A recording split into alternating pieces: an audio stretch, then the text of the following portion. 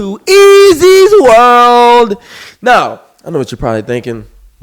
This golly is very BET-ish in this podcast thing. But you do know I have a lovely, lovely heart of a rainbow, and all colors and genders and species are welcome. And one of them truly happens to be my mother freaking my mother freaking director that loves me so much that he gave me a lead role in the movie West of Greatness coming to you this year. Everybody in the whole wide world, please give it up for my favorite person. Right now, literally, he's blushing, so that knows that he's literally my favorite person. Jared Lee Lareau. Wow. Thank you.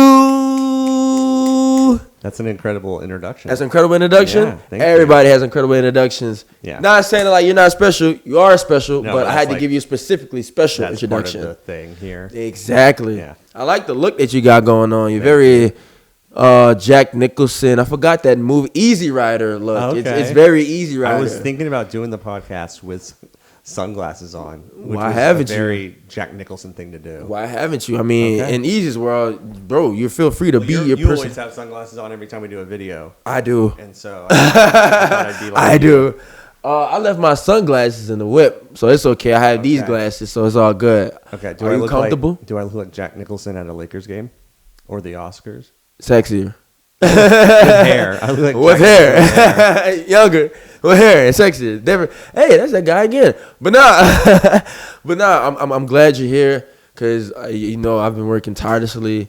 Not only that you showed me how to work these cameras properly, but now I don't have to spend more money on batteries. Mm-hmm. I love you, man. I love you. I love you. Not only that, but you taught me how to use DaVinci Resolve, and I have everybody on my tip now since I use DaVinci Resolve. So not only do I have bragging rights, but I have bragging rights because of you. Hey, Black Magic Design. Black Magic.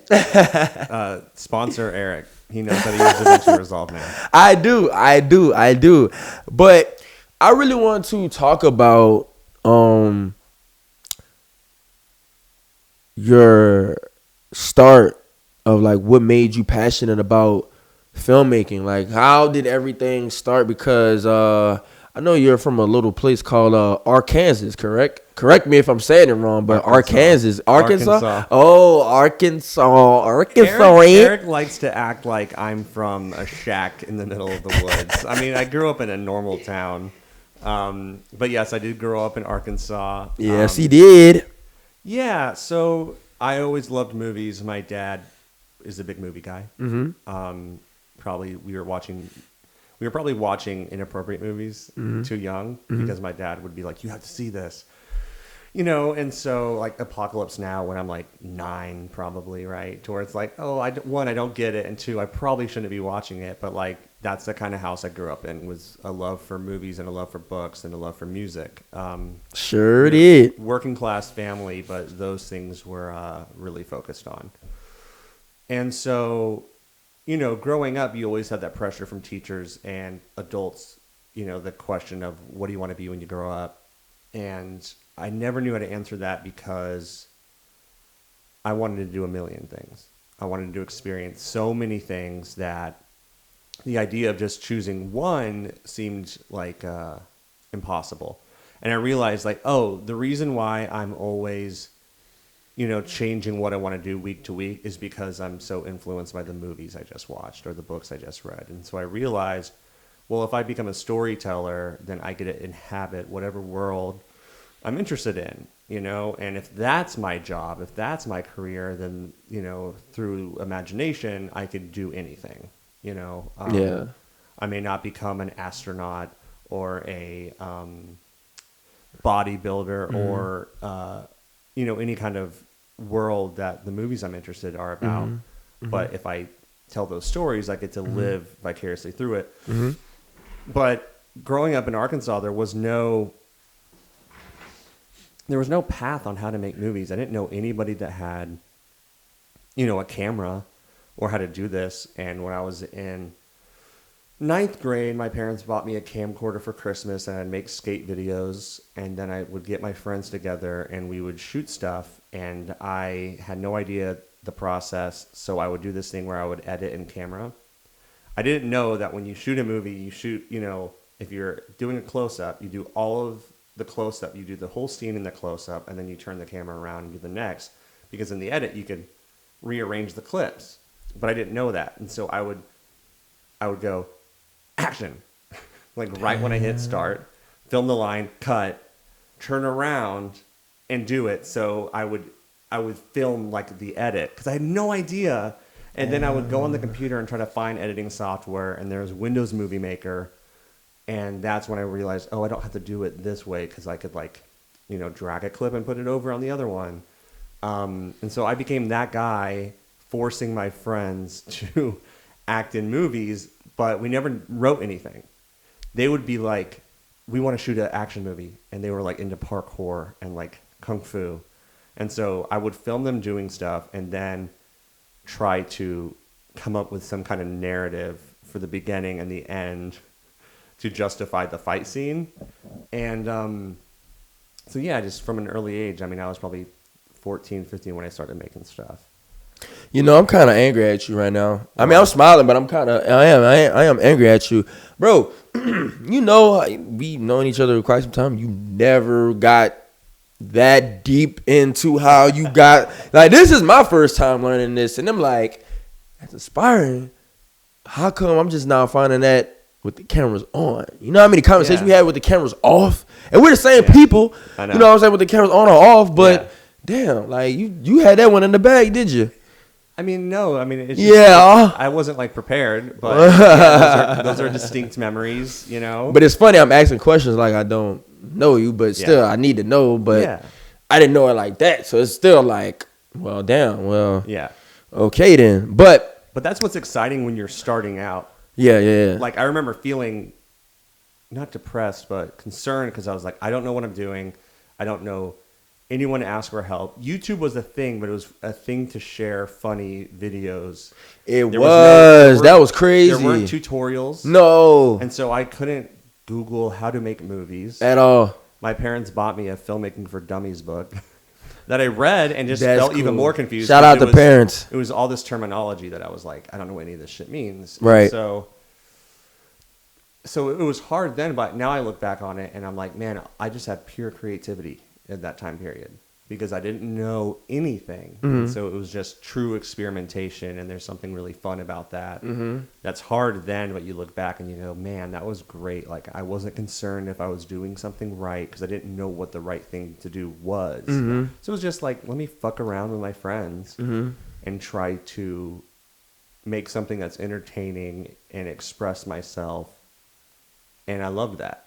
Facts. Hey, because I want to send a shout out to Mr. Jared. Thank you for putting your son on movies and stuff like that, because I kept calling him Little Rock. He hated me. You mean Cliff? My dad? Not Mr. Jared. He doesn't have the same name as me. Mr. Lareau. Yeah, Cliff Lareau. You kept calling him Little Rock. I know. He was born and raised in Portland, Oregon, and he lives in Rogers, Arkansas. Next time we'll call him Mr. Rogers. Now I'm going to call him Mr. Lareau. No, he was laughing so hard. I know he was. I told him, cool, though. I was like, yo, that's how Eric talks to me. It's not like an I know. insult. What is your name? What's your name I call you? Mr. Director. Mr. Director. And also, you always love to go, you from Arkansas, I live in a shack. So, I had to tell him it's love. Cause I'm a city boy, Jared. It's different. I'm literally right down the street from where I'm born and raised. Literally. I know. So it's just pokins. But I also do want to really give you your flowers because I'm a flower boy and I love roses. Fam, I met you on Roller Coaster. It was one of my videos that you DP'd for me, and knowing what you've done for me so far, and even with this podcast. Hold on, quick question. Is Da Vinci resolved? That's why West the Greatness got edited? Yeah. See? So it's back to your flowers. So it's with that, man, I genuinely appreciate you, bro. Of course. Because, fam, my life is changing too much where I can't even say how things goes. Like I don't have no say so. So it's like even with this, this kind of being handed to me like that, I'm not gonna feel bad for a blessing because everything that I've gotten is not really so force of me or a team. It's really from the universe. And the universe brought people, like even that guy right there, like Chris Tucci, you know what I mean? Like even that guy right there, the universe brought me to people that I mainly needed in my life. And I appreciate you so much because I was waiting for this type of role for many, many years. And not only did I waited, but I also worked. And not only that, but I waited my turn and I got it and I did a damn good job. And not only did I did a damn good job, but it also changed me to the person who I am because now I'm not late to shit no more. I'm not late to shit no more. Oh, sorry, movie people. I'm sorry. We still want you to buy a film, but I just curse. I'm sorry, but Oh, I don't care. There's cussing in the movie. I know it's crazy, but we're gonna get a rated R, not because there's violence. There's language. One violent scene. There's no. Yes, there is one violence scene. Yeah, but it's just language. Yes. Yeah, which I'm fine with. Yes. No, I want to address what you just said though. Like, sure, the universe stuff, but like, you do an amazing job of somehow through charisma and sheer willpower. You get people together to help you pull off a concept. Yeah. So, I've helped shoot a lot of music videos for you. Mm-hmm. Never for money. Mm-hmm. I've helped you edit stuff. Never for money. You have this ability to attract people through your charisma and your art and get help and inspire collaboration, not for any kind of financial gain, but because there's something about you that I found really attractive, and that Kenny Lass, Samuel Macaluso, facts, all other guys that kind of introduced you to me, they see too. All of them. And so, yes, the gratitude of the universe and stuff, but I also think you hustle your ass off. Yeah. You put a lot of work into producing records, generating music videos, storyboarding those music videos, publishing them, the edits, the aesthetics, the effects you want on the content, trying to get it out there into the universe. Yeah. And then starring in a movie that didn't just take 30 days to shoot, took a year and a half of your time every week, multiple days a week. And so if I'm going to give you your flowers, it's you work your ass off all the time. And that's impressive. And that's the kind of people, those are the kind of people that I want to be around, that like directors and filmmakers want to be around, because it inspires something that is exciting. And why make a movie unless you're really excited by the idea, but also how it can change and grow over the course of making the movie. And that was always every day with you on set. Mm-hmm. It was adjusting something or inspiring the scene to go in a different direction than I originally wrote and liking where it went. Yeah. Because I'm going to have my little brother on the show too eventually, because he's right behind me. But at the same time, though, you mean Zachary Van Zant, your co-lead? Mm-hmm. Yeah. Yeah, I mean, still my little brother. I mean, I don't really only have two real little brothers. That's really Zach brother and like my biological brother. But now, I appreciate that, but this is my fucking show. I give you the goddamn flowers. Okay. But it still means a lot to me because you believed in me from day one, and we really did make magic. And not only did we make magic, we made acquaintances. Like we really have. Don't feel like friends, but it feels like life partners. Yeah, family. You know what I mean? Family, exactly. Unit, a group. Keep doing stuff with. Exactly, and we all bonded and gelled along, and we also have obstacles as well because making a movie, guys, is not cheap. So this audience doesn't really know about the movie. I know we're gonna get there, Mr. Director. Like, wait, let's some cinema time. I'm trying to direct this. Gosh darn it, I know he just can't take smash it. No. But for real, Mr. D, Mr. Director, is you really did change my damn life, bro. Because when after What's the Greatness, I didn't literally know where the fuck I was gonna go next. Because we all hit a rock bottom. I don't know about Zach, and that's why I'm gonna bring him on the show to ask him what did he feel. But I damn sure know what me and you went through. And it was hard because we also both lost people on the way for completing this. And especially me, because I had hell before even making this. And then I was discombobulated due to my job. You know what I mean? Mm-hmm. So we really went through a lot to bust our asses for the sake of art. And I appreciate you for believing in me to even write something for me, and it all came true. Because, yeah, I bust my ass for myself, but I really had to bust my ass for you on the strength of helping me out when I needed it, giving me money when I needed it, food, whatever the fuck, bro. And you really took care of me. And I love you from the bottom of my heart, bro, because that means a lot. And especially what you did for me for the podcast, because a lot of people don't know, I had like these videos that I edit. It's not AI. Like, I don't just send shit up and I literally do this from hand. 5 hours, 6 hours, however much it takes, because these interviews that I do, they're pretty long, and I had to do this scene by scene, and then I had to watch it over again to make sure I didn't lose anything. And that's real hard work. And there's the saying, you can teach somebody, you teach a man to fish, he eat for a lifetime. And you taught me how to fish, and now I'm eating my ass off. Yeah. So I appreciate you, Mr. D. Of course. I really do. But I do want to go into the film, though, because it's But I want to ask this question first, because I'm dying. I'm dying to see it myself. When do the people get the first trailer? Oh, so we're working on that now. I'd say probably in 3 weeks. Well, actually, earlier than that. My gooch tingled. Chris and I are going to go to Chris, the executive producer. He's right there, guys. We are going to go to the Arnold in Ohio at the end of February, early March, which is like the biggest bodybuilding expo in the world.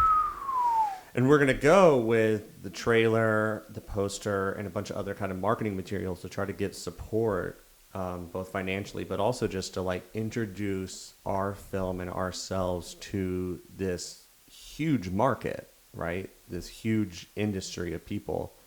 We're an indie film. We don't have any actors that are, super famous at all. And so the way we get this out in front of people is going to require shit like that. And so having that deadline for me is really good to go, I need the trailer by the end of February. But I need the first cut to Chris, to you guys, to get input on if it's good. And so I think within 2 weeks, having, we have the first trailer we did, but that cut with all the new footage we shot and the competition that we did in November, teases of that to really kind of show people like this is a really big movie and we pulled off a lot of amazing shit and it's exciting, Would you look at me weird if I told you I was scared, low key, kind of nervous? Of the film? Yeah. Oh no, I'm terrified. I'm terrified because this is something, me and you, this is something we've always dreamed about. And it's surreal that sometimes when dreams are really at your front door, it's crazy because it's like you think about it and it's like, how did I get here? And you remember how you get here and you just like, damn, I'm really here. And it's like, damn, because acting always been the love of my life, of course, but to be there, What's the Greatness, it is surreal because me and Zach, we always used to talk about what if or what after, and y'all doing that because bodybuilding, nobody's talking about it now, but I feel like these are one of these things where people are going to go and get their ass up and get in the gym. And I want to talk about, still want to talk about What's the Greatness. What inspired you? What inspired you to write it? Like what films what films did you watch and made you want to be like, you know what? I want to make this into my movie. Yeah. Like, talk about that. So I love films that really showcase the environment that they're in. Mm-hmm. And I get really tired of movies where the setting is very ambiguous. Like most of the movies that are shot in Atlanta, they're shot there because of the tax credits, but they don't. Because of that, they're like, oh, we're in New York, or we're in LA, or we're in Nowheresville, USA. And the problem that I have with that is that like there's no texture there, right? So I've always loved movies that really you can feel the world that the characters are in. And then the other thing is I've always liked movies that have characters that I can relate to. Mm-hmm. And a lot of, there are movies that transport me to a world I've never been to, like a Wes Anderson film. I don't really relate to those people because their lives are so different. However, I still enjoy those movies.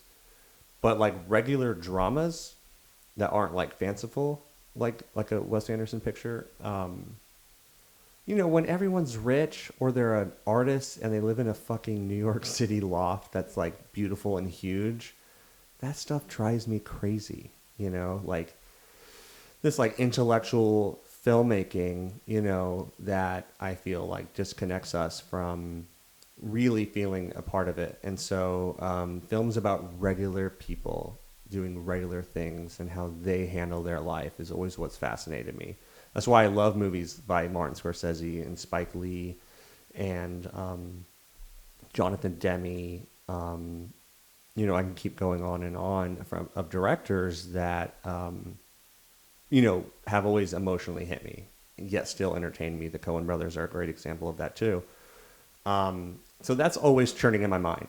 And then I'm in this town called West Wego, Louisiana.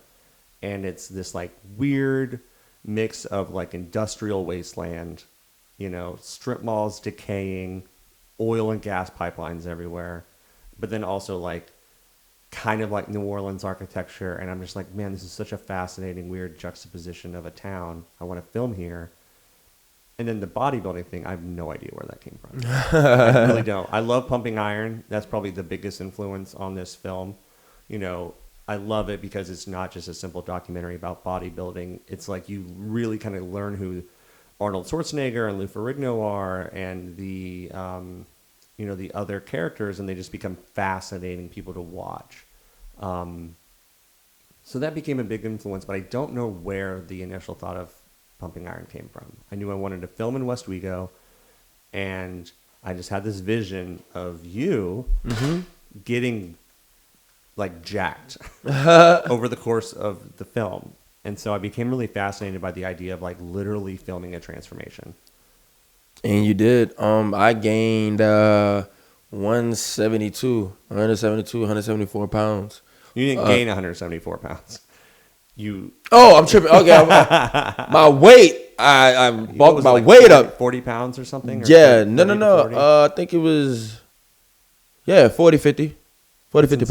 That's insane. Yeah, I gained 40, Chris 50 is going to pounds. leave a comment letting us know exactly how much you gained. Yeah, but I didn't gain 74 pounds. I put on. That's what you ended up at. Yeah, that's what I ended up at. That was crazy. Thank you for correcting me too, because I'm like, that should be fucking. Sure. Yeah, I'll be scary. We would be sued for like pumping you full of steroids. I know. Yeah, and got a head like a damn raisin. Like, Barry Bonds. Exactly. Yeah, exactly. I got a goddamn kneecap for a head. You know what I'm saying? But no. So I told you from day one, this is the little film that could. You know, he smiled. Yeah. I know y'all saw that. Yeah, this is the little film that could. We did the coulda, woulda, shoulda. I know. But now, do you feel like this is the little film that can? Yeah, I like that. See? EzyWrld, baby. Yeah.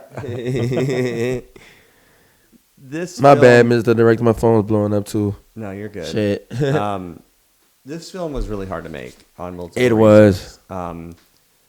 Not only did we decide to make an indie feature film with like no real institutional support, no not at all, backing, a bunch of friends getting together, sweat equity. Yes.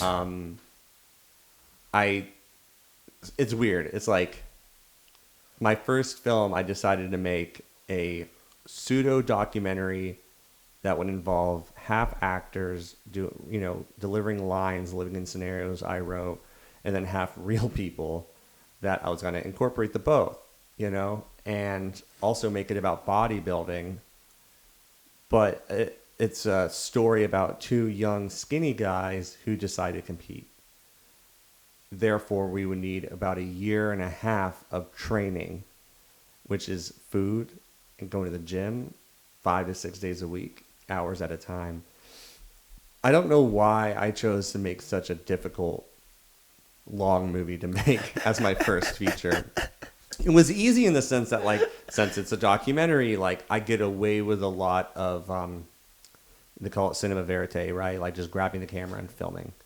So I was able to save time by not having to have a huge crew with tons of lights and production design. I chose locations that already had the production design elements I wanted. But that was still a very hard process. And so early on, you would call it the little film that could.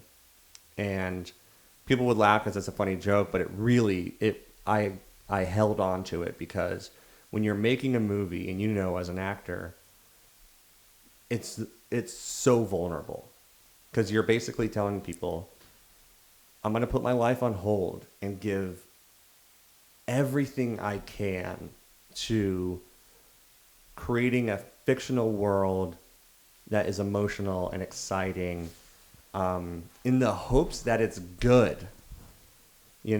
And a movie is unlike a lot of other art forms where there's a million things involved in making a movie. Like I said, the production design, the props, the, what's in the camera itself, the crew, the talent, the scheduling, the feeding of people, the actual execution of the scenes, and is it actually working? Is the camera movement telling the story I want to tell? From a cinematographer standpoint, are the actors delivering the lines like I want them to? Like, there's so much involved just to make a 1.5 to 2 hour movie that could fall short and deliver a bad product. And so it's so vulnerable to basically tell people, watch me try my hardest and judge me. So yeah, I don't mean to interrupt, Mr. Director. I want to ask, you like the editing is already finished, correct? No, we're okay. Editing right now. Because I wanted to ask you, to see if you watched it and seen it and stuff like that. I just wanted to see what you thought. That's why I asked. So it's all good. Yeah. No. That's what I'm going to talk about, though. Oh yeah, so you okay. do all this stuff. You asked me, little film that could to the little film that can. I do believe it's the little film that can. Like, watching the scenes and starting to cut them with my editor, Lloyd Moffitt. There are scenes where I go, okay, you know what? I'm going to have to cut it like this because the scene isn't working the way I want to.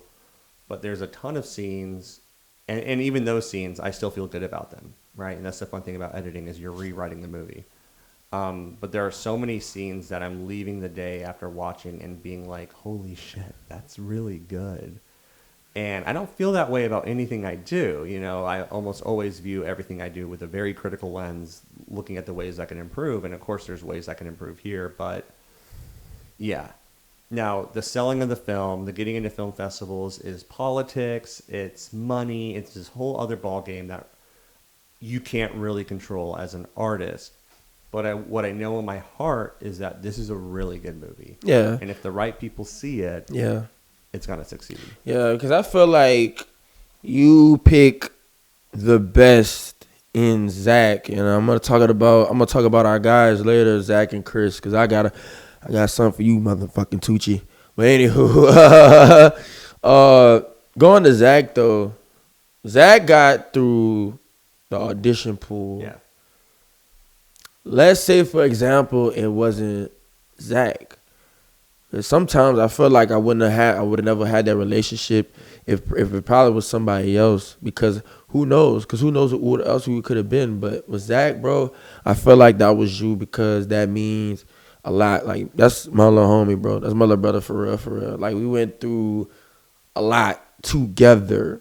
And I want to talk about something that nobody really knows, not even you, but when we had the scene where we had a misunderstanding, because I'm not going to throw it out there for y'all, but the scene where we had a misunderstanding, that was one of the scenes, and he's still hitting me up. He's sending me reels. Right now? He's texting He's you? literally, yeah. I love that. So, did you know that scene was actually hard for him? Because the relationship that we had outside of that, because me and Zach was like this, that. Yeah. That was hard for him because we never had no misunderstanding with anything. When there was always a misunderstanding against us, we both understood the problem, because it was like they always say this thing about relationships. It's not you versus him. It's you versus the problem. Like, it was literally me and Zach versus everything that went against us. Right. And it was hard for him because, like he said, we never had a misunderstanding or miscommunication about anything. Because also, let's get this straight too. You know this. Me and Zach are literally 8 years of fucking part. Right. So, like, Ebony and Ivory. What type of dude would I would be? Like, I'm beefed out with Zach. Like, right. I wouldn't feel gangster about that. Yeah. You know what I'm saying? Like, I wouldn't feel right, because I feel very stupid. Like, I'm beefing with a kid. Really? You know what I mean? Like, Zach was 19 when he started working on this movie with us. Literally, he was 19. So technically, he might have turned 18 already being a part of the project, actually. So yeah, he was not even 20 yet. He just turned 20, like a couple weeks ago. Yeah, so he was 19. So he's technically still a kid, technically. So yeah, he was 18 when I met him. And 19, yeah, he sure was. But the thing is, he was a perfect Terry, bro. Yeah.